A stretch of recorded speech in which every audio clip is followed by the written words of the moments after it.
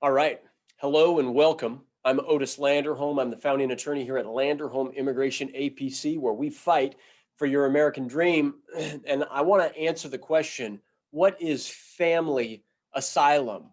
All right. And what are we talking about when we're talking about family asylum? Well, imagine, right?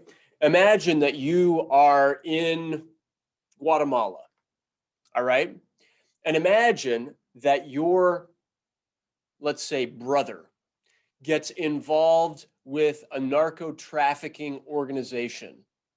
And imagine that your brother doesn't want to be involved in that organization anymore, but the organization says, hey, if you leave, we're not only going to kill you, but we're going to kill every single member of your family. Just imagine.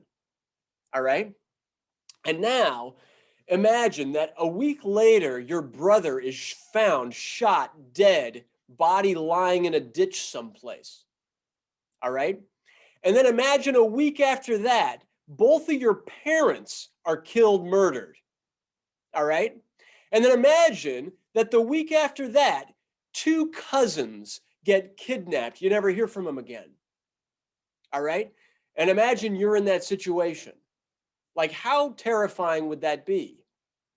So imagine you get the heck out of Guatemala if you're in that situation and you enter the United States because maybe you have an aunt or an uncle here in the US and you're like, hey, maybe now's the time so I can be safe. And you come here and you file for asylum. And remember, when you apply for asylum, you've got to show that you have a quote unquote well-founded fear of persecution on account of one of five things. It's got to be on account of your race, your religion, your nationality, your political opinion, or your quote unquote membership in a particular social group. So what does that mean? It's like, okay, why are those guys going to kill you? Why are those guys going to harm you? Why are they targeting you?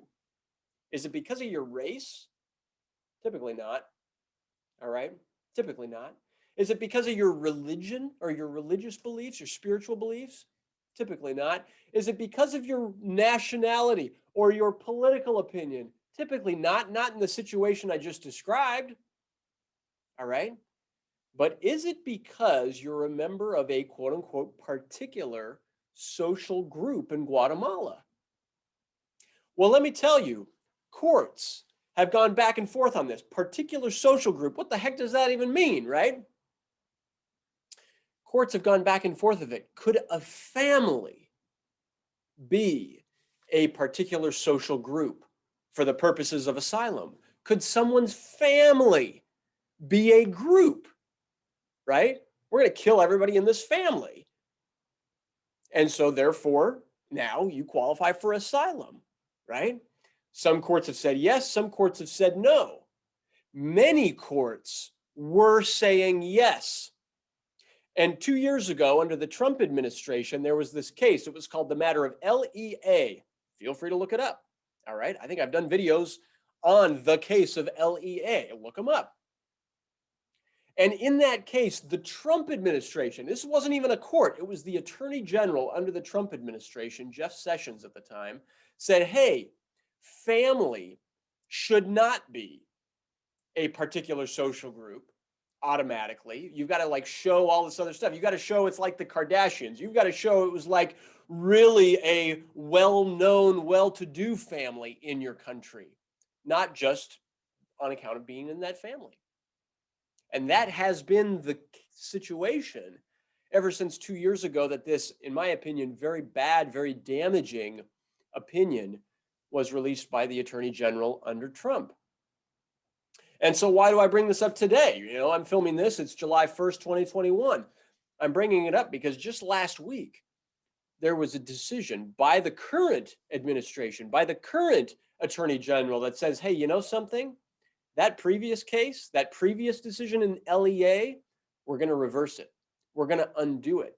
We don't think it's good law. And what we're going to do is we're going to put the issue in the Department of Homeland Security's hands, DHS's hands, so that they can make a rule about it. They can make regulations about it, all right? To say when might a family constitute a quote unquote particular social group to be eligible for asylum. Does all that make sense? All right. Does all that make sense?